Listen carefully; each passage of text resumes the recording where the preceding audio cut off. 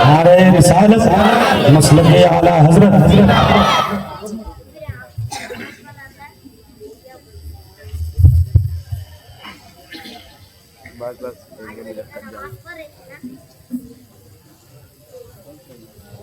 अस्सलामु अलैकुम व रहमतुल्लाहि व बरकातुहू।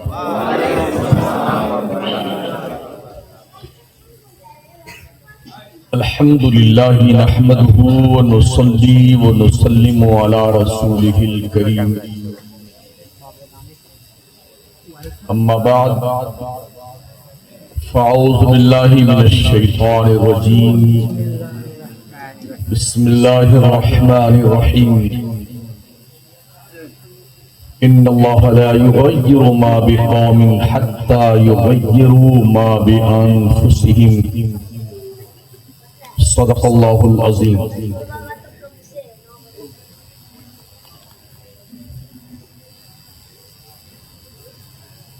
उलमाए ज़मीन किराम, मुफ्तियाने किराम, अइम्मे मसाजिद अहले सुन्नत, शौराए मिल्लत इस्लामिया, तालिबाने उलूम नबविया,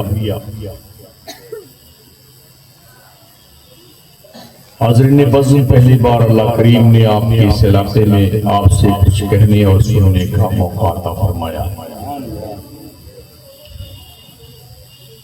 चूंकि पहली बार आना हुआ इसलिए अक्सर चेहरों से मैं आशना नहीं हूँ। महबूब मुकर्रम नक़ीब मिल्लत हज़रत जुनैद साहब क़िबला हबीबी और साथ ही साथ अब्दुल अजीज शायर, बल्कि यूं कहना चाहिए ठीक ठाक शायर जी, हजरत अजमत साहब भागलपुर, नादिश मिल्लत हजरत अल्लामा मुफ्ती अहमद रज़ा साहब क़िबला मिसबाही और दीगर हमारी बिरादरी के हमसे सीनियर और जूनियर लोग जो मेम्बरे नूर पे रौनक अफरोज हैं। एक बुजुर्ग शख्सियत नूरानी बाबा जो चितरंजन के हैं वो भी इधर से तशरीफ लाए हैं। उनकी उधर एक बार तकरीर करने आना हुआ था।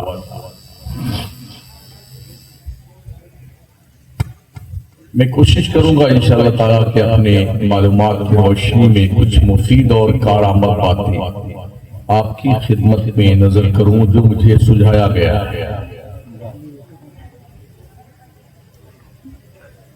दुरूद शरीफ पढ़ लीजिए। अल्लाहुम्मा सल्ली अला सय्यिदिना मुहम्मदिन व अला आलिहि व अस्हाबिही व बारिक व सल्लिम सलातन व सलामुन अलैका या रसूल अल्लाह।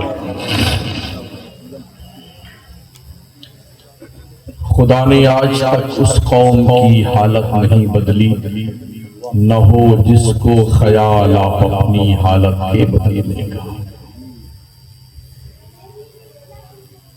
छुपाकर आस्तीन में बिजलियां रखी हैं गर्दों ने, अनादिल बाग के गाफिल न बैठे आशियानों में। हरम की पासबानी सिर्फ सजदों से नहीं होगी कि अब खाके ज़मीने करबला कुछ और कहती है। खुदा हमें किसी तूफान से आशना कर दे कि मेरे बहर की मौजों में इनकलाब ले। इस दौरे हाजिर में पूरी दुनिया का मुसलमान उमूमी तौर पर और भारत का मुसलमान खुसूसी तौर पर जिस कर्बो इस्तराब, जुल्म व तशद्दुद व बर्बरियत, इंसानियत सोज हालात से दो चार है, किसी से पोशीदा नहीं।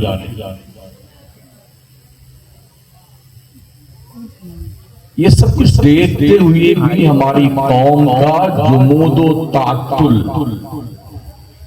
यूं कहना चाहिए कि आंखें मूंद करके बैठे रहना, ये समझ से परे। हमारी कंडीशन आज की तारीख में उस शुतुरमुर्ग जैसी है जो रेत में अपनी पूरी मुंडी घुसा के समझता है कि तूफान गुजर गया है।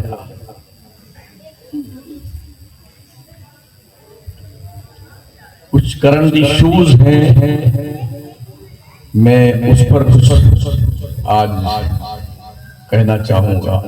वैसे ये रबीउन नूर का महीना है, बहुत झंडियां लगाई हैं हमने, बड़े जुलूस निकाले हैं और बड़ी शानदार शानदार महफिलें हमने करी हैं। यहां तक देखा है जुलूस के दौरान जोहर, असर, मगरिब, इशा सब कुर्बान हो गए, मगर मजाल है कि हमारी कौम मस्जिद में जाए। ये अजीब मोहब्बत की अलामत है। मदीने में मरने की हर शख्स दुआ मांगता है और मदीने वाले की सुनने की कोई बात करता ही नहीं आदमी। जिससे पूछो अल्लाह मदीने में मौत अता फरमा, कम से कम अपने चेहरे ज़ेबा का जुग्राफिया आईने में देख लो, क्या चेहरा इस काबिल है कि मदीने में दफन हो सके। वो मदीना जिसके ताल्लुक से करीम आका हमारे आला हज़रत सरकार फरमाते हरम की जमीन और कदम रख के चलना, अरे सर का मौका है वो जाने वाली।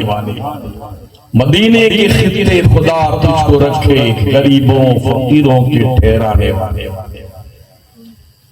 बहुत ही जलता सुलगता और खतरनाक मसला जो आज की तारीख में है वो ये है फित्ने इर्तिदाद, अस्बाबो इलल और उजूहात और उसका सद्देबा।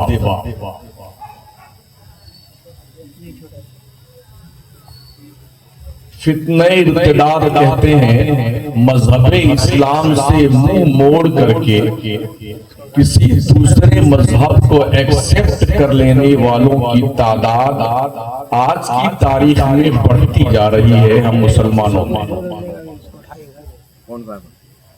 खुसूसियत के साथ साथ हमारी कौम की बच्चियां कश्मीर से लेके कन्याकुमारी तक स्कूल, कॉलेज, मदरसे, गली कूचे, महल्ले से निकल करके गैरों के साथ भाग करके अपना मजहब छोड़ करके शादियां कर रही हैं। और फिर हम ये देखते हैं कोई 4-6 महीने के बाद या तो उस लड़की को कोठे पे तवायफ बना के बेच दिया जाता है या फिर उस लड़की के 4-5 टुकड़े जिस्म के करके गटर और नाली में फेंक दिया जाता है। इसके बावजूद भी ये नंगा नाच अब तक जारी है जो हमारी कौम की बच्चियां करती हैं।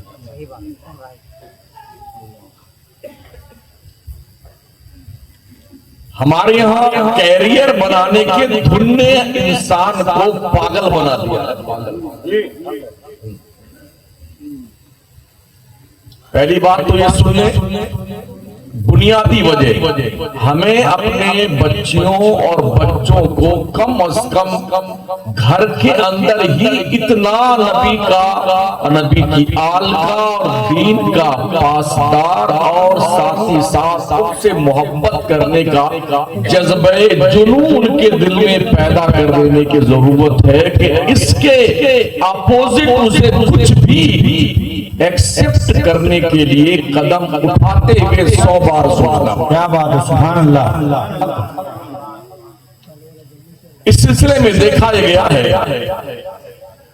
बचपन से ही हमारे घर में उलमा जानते हैं, आप भी जानते हैं, एक बच्चे की सबसे पहली यूनिवर्सिटी मां की गोद होती है। पहला मदरसा मां की गोद होता है। लेकिन जब से ये मोबाइल आया है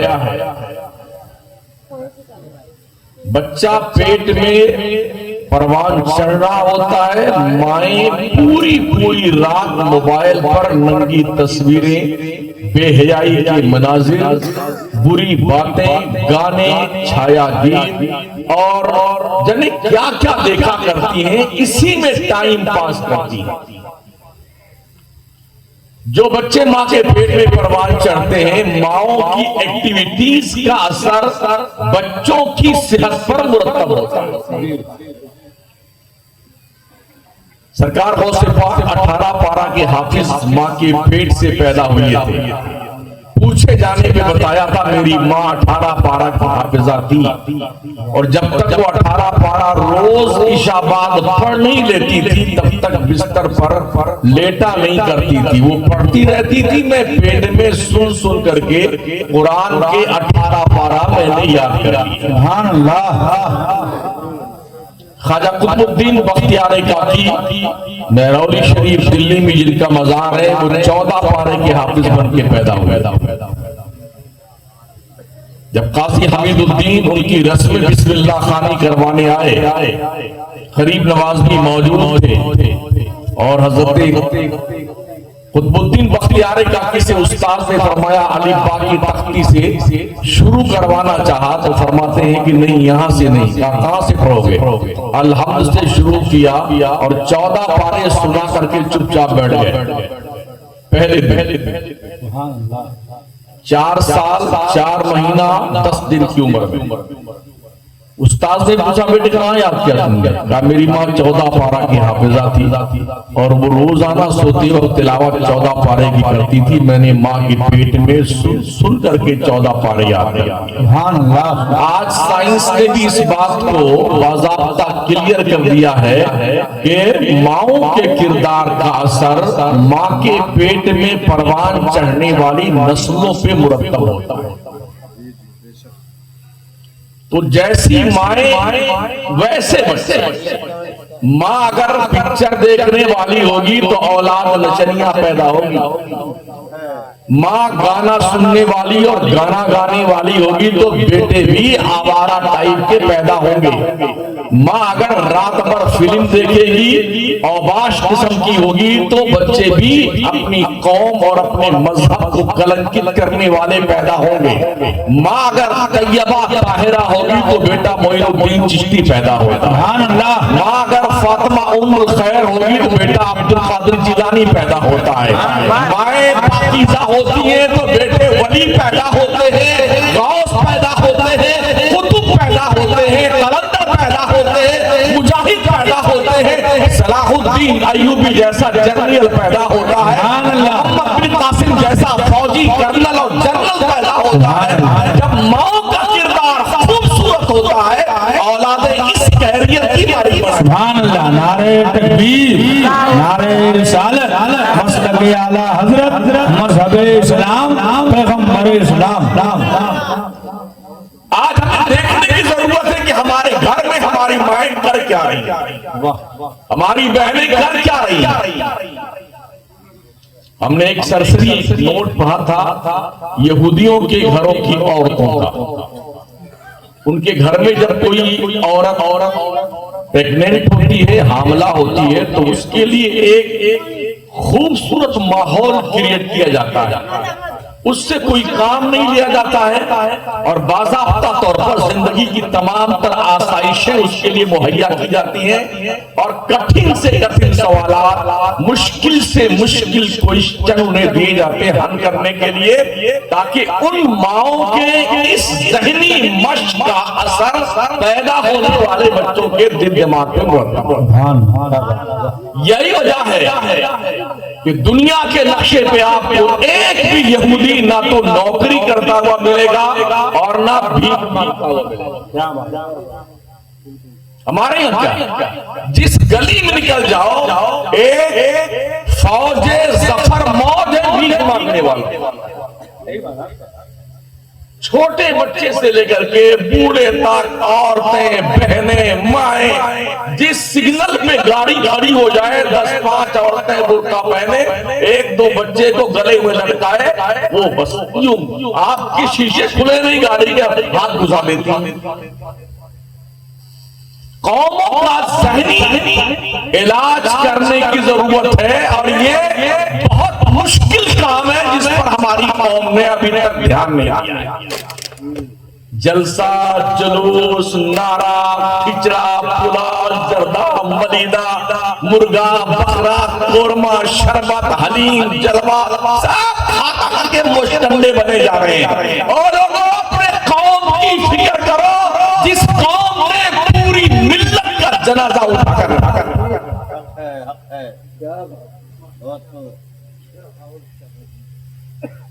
घर से तरबियत कीजिए।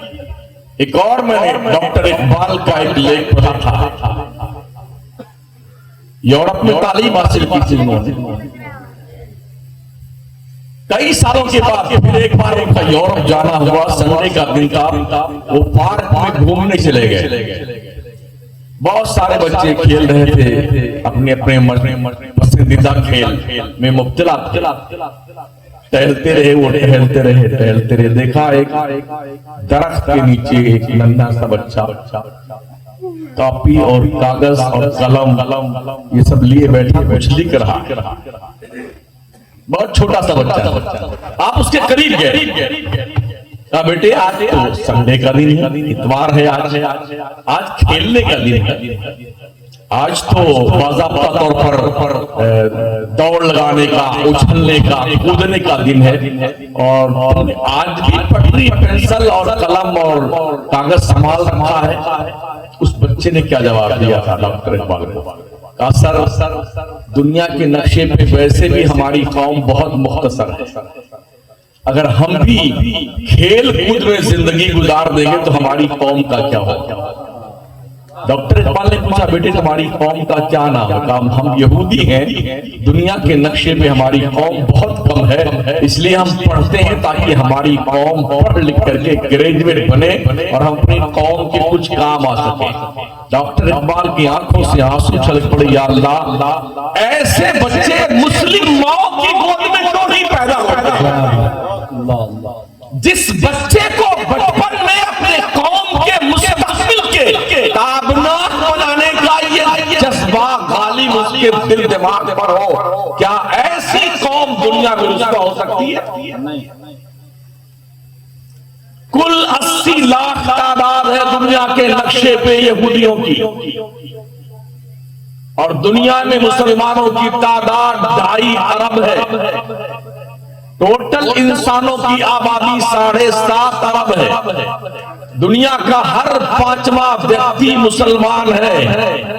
ऐसे ही दुनिया का हर 5वां मुसलमान दलाल और मुखबिर है पुलिस का। जी हक है। सोचिए उसका बार सोचिए। मुंबई शहर में मैं रहा, जिस महल्ले में हम थे वहां के पुलिस स्टेशन के 3 स्टार ने कहा कि अगर मैं चाहूं आधे घंटे में अपने पूरे हल्के के हर घर का पता लगा सकता हूं किस घर के अंदर उसके पतीली में खाना क्या बना। कौन बताने जाता?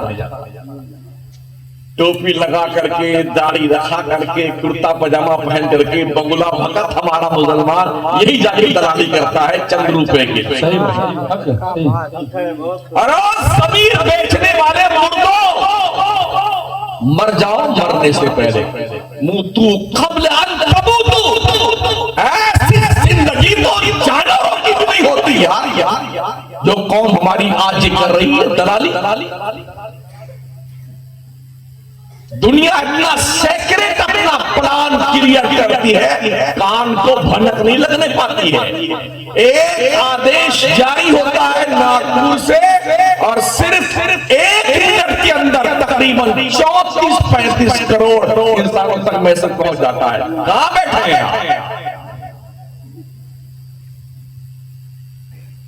आप? तरक्की करेंगे, आपका मुस्तकबिल रोशन कामयाब होगा, तो बुनियादी तौर पर हमें अपने बच्चों और बच्चियों की तरबियत करने की जरूरत है। अब इस सूरत में पहली जिम्मेदारी, जब भी कोई शादी करना चाहे तो ऐसी नेक औरत का सिलेक्शन कीजिए जो तुम्हारे बच्चों की एक पाकीज़ा मां बन सके। सुभान अल्लाह।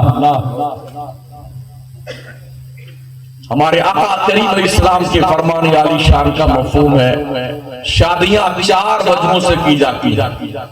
या तो खूबसूरत औरत देखी जाती है कि बहुत गोरी गोरी औरत है, इससे शादी करेंगे, और हमारी कौम की अक्सरियत इसी पे पकड़ाई हुई। या फिर दौलत की बुनियाद पे लोग शादी करते हैं, यहाँ शादी करेंगे तो फटफटिया मिलेगी, हाँ बट मोटरसाइकिल बुलेट मिलेगी, या 4 पहिया वाली मिलेगी, मोटी रकम मिलेगी। अरे मंगतो भिखारियों, कटोरा लेके बैठ जाओ अलाउल हक मंडवी के चौखट पर, बहुत पंडित पढ़ते, तुम भी पढ़ जाओगे, इतना गिर गया। तो नबी फरमाते हैं या तो दौलत की बुनियाद पे शादी करता है, या फिर हसब नसब की बुनियाद पे शादी करता है। इसका खानदान बड़ा लंबा चौड़ा है, अगर कोई बात आ गई तो कम से कम 50 लड़कियां हमारी तरफ से आएगी लड़ने के लिए। और चौथी वजह शादी करने की ये है, दीनदारी की बुनियाद पे शादी की। फिर आका फरमाते हैं जो हुस्न की बुनियाद पे शादी करता है, हुस्न ज्यादा दिन नहीं रहता। जो लोग दौलत की बुनियाद पे शादी करते हैं, अल्लाह उन्हें मंगता और फकीर बना देगा।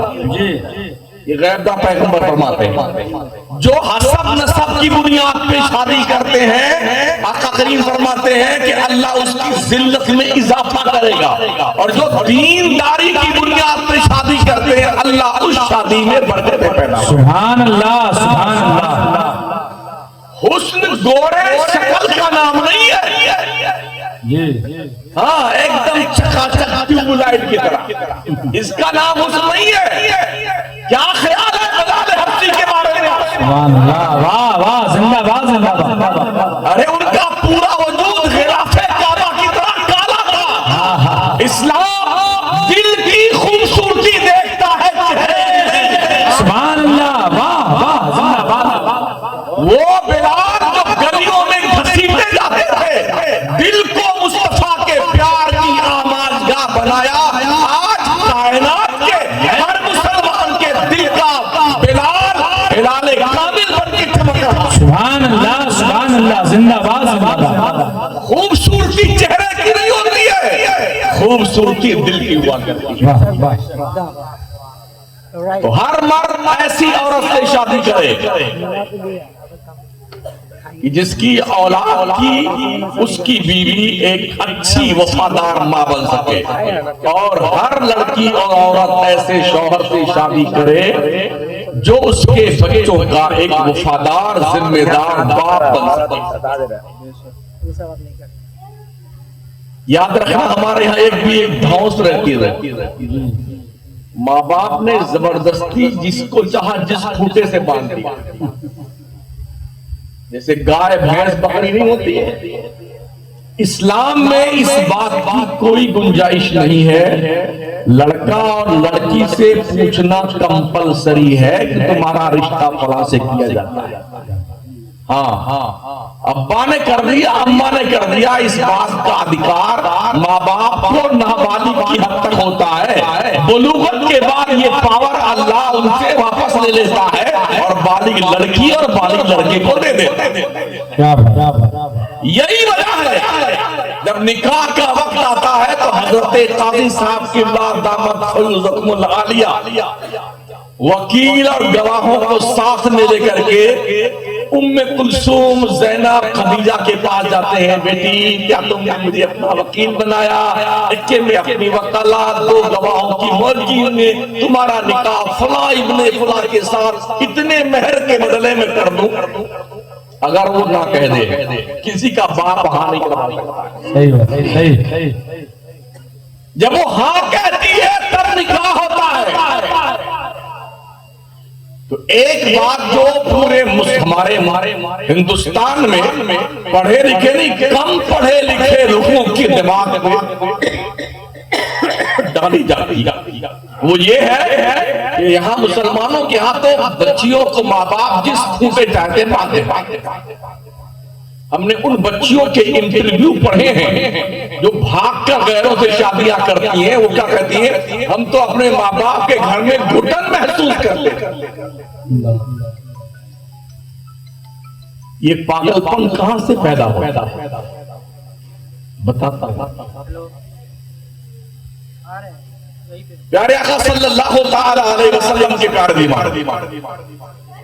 दूसरी जिम्मेदारी माँ और बाप की क्या बनती है कि अपने बच्चों की परवरिश हलाल रोजी से कीजिए। सुभान अल्लाह, क्या मैसेज।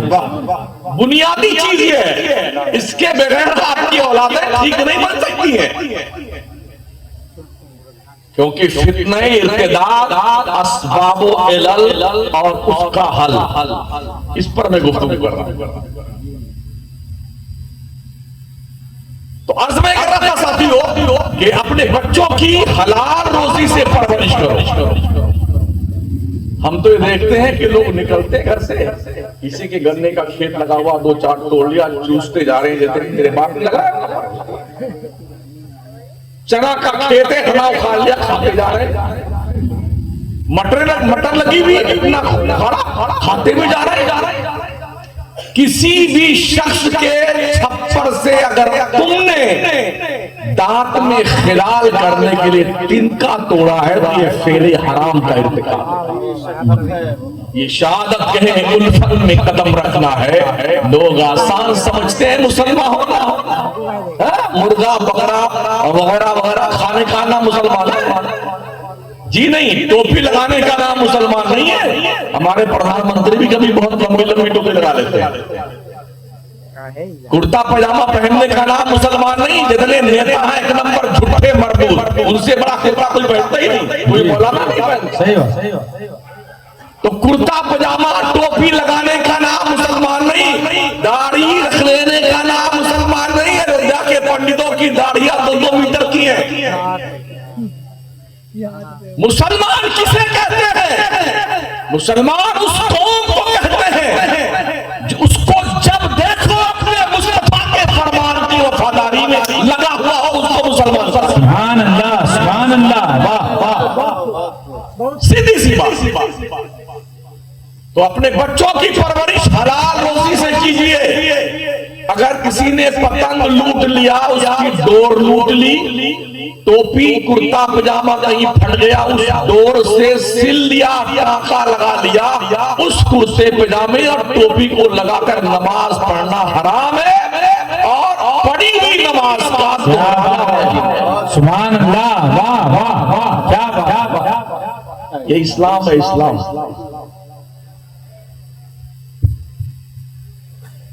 हज़रत सरकार नारे तकबीर, नारे रिसालत, ईद मिलादुन नबी जिंदाबाद, ईद मिलादुन नबी जिंदाबाद, अहमदे मुस्तफा मरहबा, अहमदे मुस्तफा मरहबा, नारे तकबीर, नारे रिसालत। हज़रत सरकार उमर फारूक आज़म रज़ी अल्लाह ताला अन्हु, उनका मामूल था दिन में भी वो काम करते थे और रात में मदीने में पहरादारी करते थे।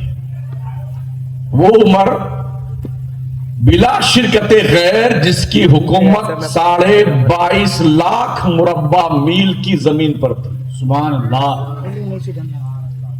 जिसका नाम सुन के कैसरो किसरा लरसते और कांपते थे, उसकी खुद की जिंदगी का हाल यह था कि वो अपने सर के नीचे हाथ का तकिया बनाकर खुली जमीन पे सो जाया करता था। हमें गद्दों पे नींद नहीं आती है। वो सूखी रोटी खा लिया करते थे और हमें कम से कम 8-10 किस्म का सामान चाहिए प्लेट पर, दस्तरखान पर। हज़रत अबू हुरैरा फरमाते हैं, अल्लाह गवाह है, अपनी जिंदगी में कभी नहीं देखा कि हुजूर के दस्तरखान पे बैक वक्त 2 सालन मौजूद। रोटी को सिरके में डुबो के खा लेते थे, शरीर बना के खा लेते थे, घर का काम खुद किया करते थे। अम्मा आयशा फरमाती, हुजूर अपनी जूतियों में टाका लगा लिया करते थे। फरमाती है मैं रोटी बनाने बैठती, हुजूर चूल्हा में फूंक मारते थे, मैंने धुएं को हुजूर की दाढ़ी में इस पार से उस पार होते देखा है। आज कोई मर्द अगर अपनी बीवी का हाथ बटाए ना तो पूरा घर क्या आ जाए, जोरू का गुलाम हो गया, बीवी का गुलाम हो गया है, मर जाओ, डूब मरे डूब मरे। और नबियों का नबी, रसूलों का रसूल,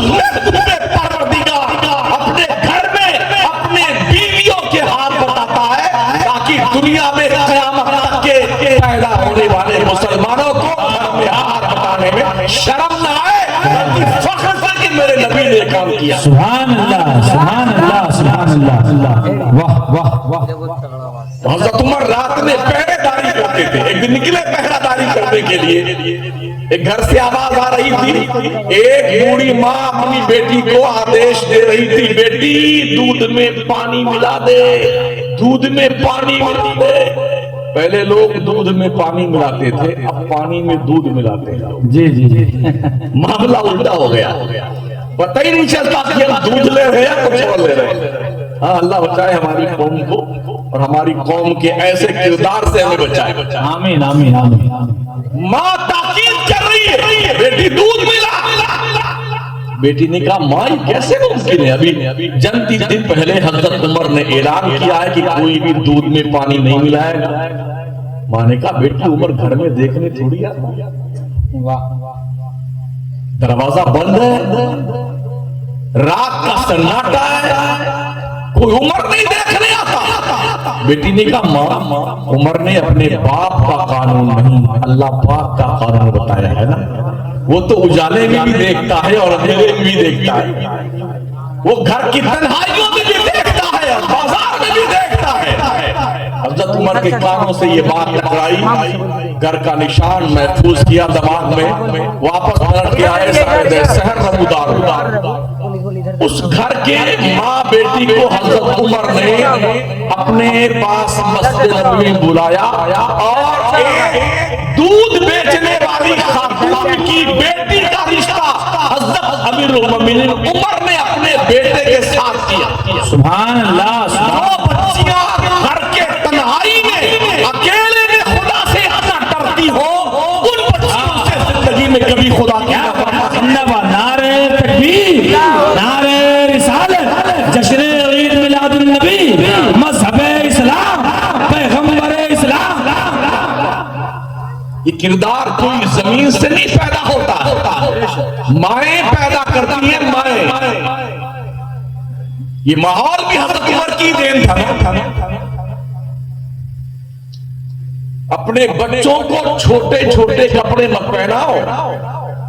हम देखते हैं माएं बाजार में जाती हैं, टॉपर खरीद के लाती हैं, इतना छोटा छोटा कुर्ता, इतना छोटा छोटा शलवार, छोटी छोटी, इतनी छोटी छोटी फराक, यहाँ से आस्तीन गायब, यहाँ से आस्तीन गायब, तराश खराश नए नए डिजाइन। अभी तो गुड़िया मेरी बहुत छोटी है, अब बच्ची है ये, अरे कल तेरी नाक कटवा देगी, नाक। शर्म कर शर्म, आदत बचपन से बिगड़ती है, बचपन से। इसलिए अपने बच्चों और बच्चियों के दिल दिमाग को बचपन से ही ठीक करने की कोशिश करो। बुलबुले शिराज फरमाते हैं, खिश्ते अव्वल चूल नहत में मार कच कच ता सुरैया मील दीवार कच।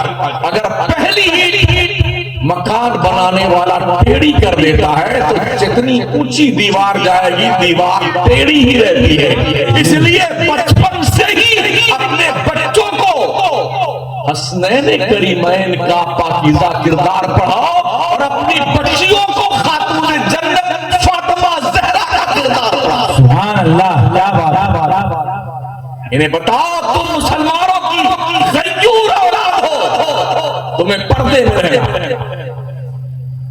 फिर उसके बाद क्या होता है, जब ये तरक्की मस्करी भी जाना होता है तो दोस्तों के यहाँ तो कुछ बोले हज़रत ये मेरी सकीना बेटी है ना, इसको कम से कम नहीं तो 50 गाने जबानी आते हैं।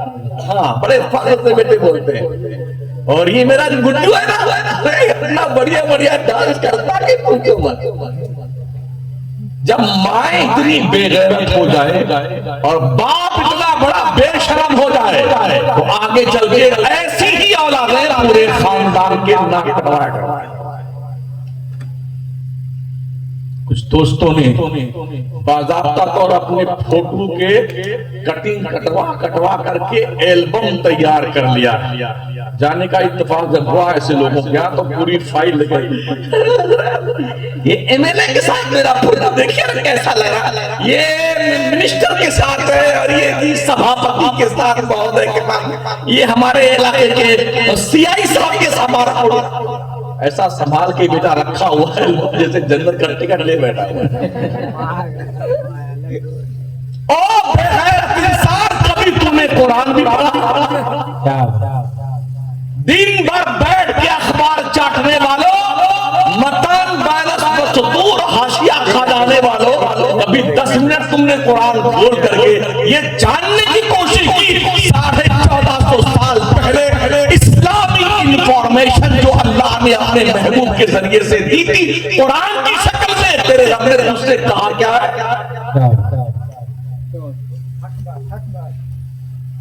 ये बच्चे जब और आगे बढ़ते हैं तो इनको पढ़ने के लिए भेजा जाता है कॉन्वेंट स्कूल में। जी मदरसा में भेजेंगे तो एकदम फटीचर की शक्ल, कुर्ता फटा रहेगा, पैजामा फटा रहेगा, ये दोनों नाक की नली जाली रहेगी। हाँ ऐसे बेटा यूं पहुंचता है नाक तो जैसे आरा रोड लगा हुआ पूरी आस्ती न ढंग का कपड़ा उसके पास है। ये सन्ना कुरान का 4 बरस पहले का फट गया, 4 पीछे का, वो 15-20 रुपए का किताब सन्ना कुरान की शक्ल में माँ बाप नहीं दिलवा सकते हैं। स्कूल जब भेजेंगे ना, ओहो, तो उसको सुबह सुबह माँ जागती है अपने बच्चों को दहलाना, धुलाना, सुरमा लगाना, काजल लगाना, क्रीम पाउडर पोतना, बढ़िया से शर्ट और पैंट पहनाना, शूज और सॉक्स पहनाना, टाई फाई लगाना।